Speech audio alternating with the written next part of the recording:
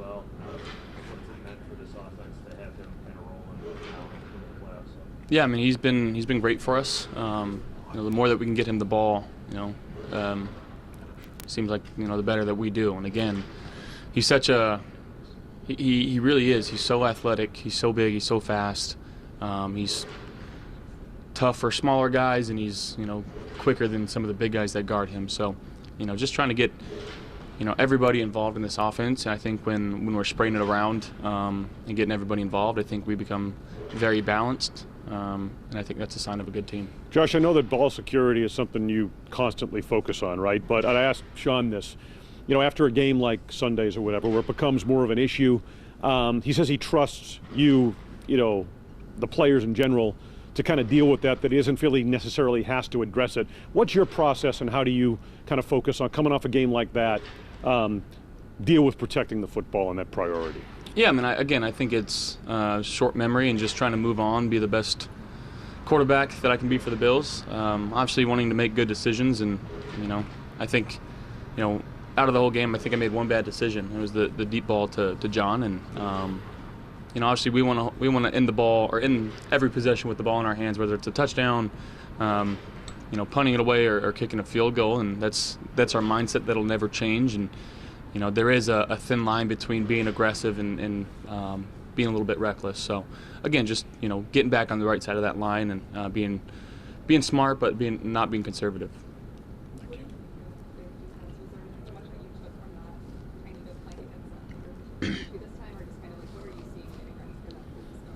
Yeah, I mean, we only had one drive against them, so it's kind of hard to take anything away from that. And they played the same team twice since we've played them, and there's not much carryover in terms of what our offense does and their offense does. So it's kind of original game plan thought, and again, making adjustments on the fly.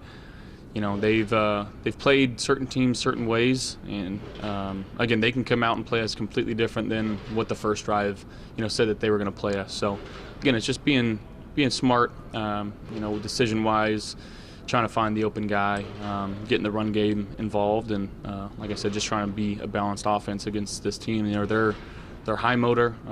They got their other DN back, and they're making a lot of plays right now. Logan Wilson had an unbelievable play on the goal line, and he's a heck of a player, and they're playing really inspired football right now. They've won, I think, eight or nine straight, and it's a team that's going to be tough to beat. They're coming into our house, and they're playing with a lot of confidence. And we got to be ready for whatever they can throw at us.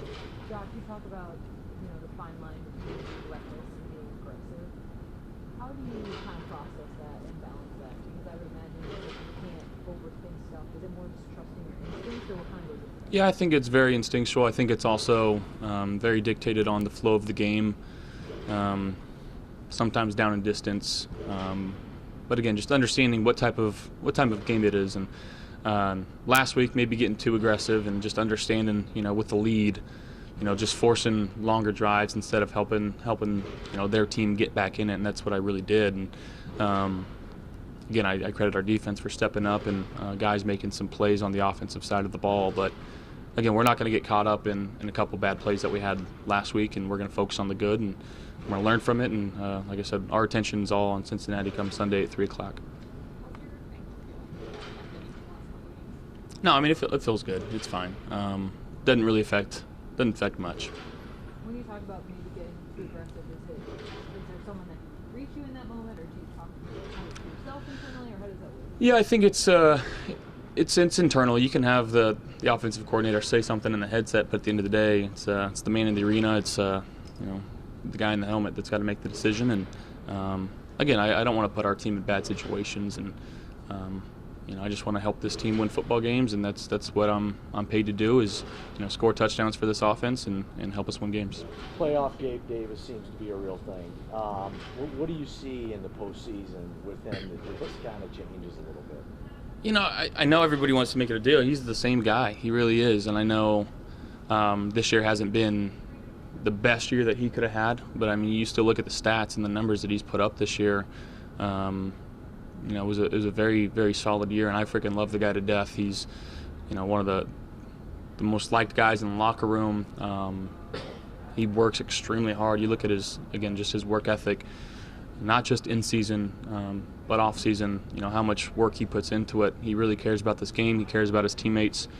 He doesn't care who gets the recognition. He's the last guy in here. He's on the jugs right now by himself. So speaks a lot to who he is. He just wants to be the best that he can be.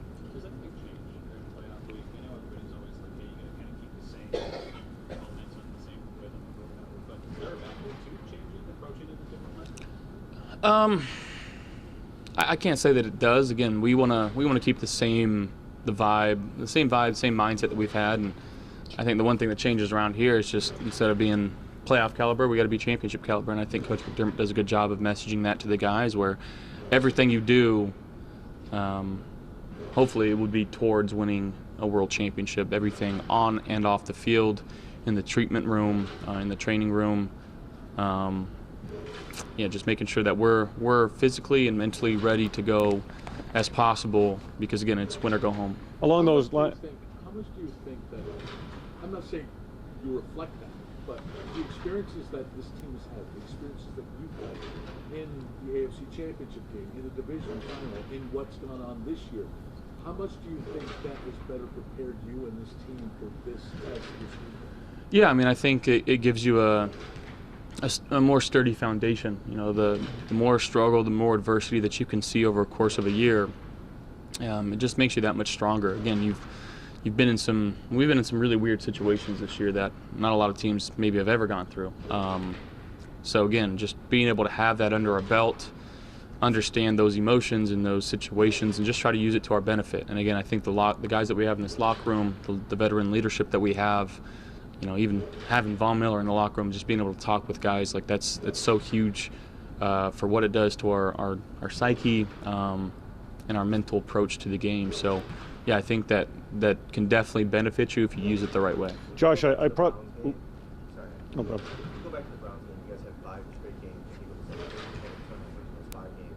Is there anything when you're going at this that you kind of take from when things are that good, like not playing the ball over, when you're trying to really get out of the rut? Potentially. Again, just making decisions. Sometimes tip picks are going to happen, and that's just the gist of it. Like, you can't just try to eliminate every single turnover and play scared. Like, you still have to be, the way that we play. We're aggressive. We want to score touchdowns, and that's the gist of it, to be honest. And again, we don't want to play scared at the end of the day. Josh, I probably should have asked Sean this, and I didn't, about today, like going to a walkthrough as opposed to a full practice. Is that beneficial to you? I mean, is there wear and tear, like rest and a chance to maybe focus in a different way? Is that beneficial looking towards Sunday? I think it's beneficial to really everybody on this team. It's been a long season, and as you get later into the playoffs, your body can only sustain so much. So for Sean to, come out and let us have a walkthrough, and again, making sure that our guys are being mentally there and paying attention to the looks that we're getting, the plays that we're running. And I think it's like I said, it's a benefit to have the guys in the locker room that we do, to be able to come out and do this and focus and get the things done that we need to get done. So yeah, I think it is beneficial for us. Thank you.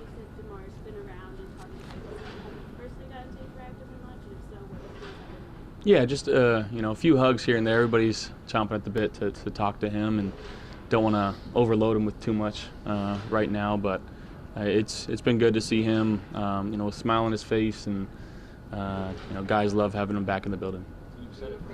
Two more? No, he's gonna win that battle 10 times out of 10. I don't dress to impress on game day. Just kind of walk in the closet and pick whatever I see first. So maybe someday down the road. Said it since training camp, how much trust you and he has the drop, but then he makes the really big play at the end of the game. Is there an added dimension he brings to the offense? Is there something that he brings to the offense? I mean, again, he knows all the positions.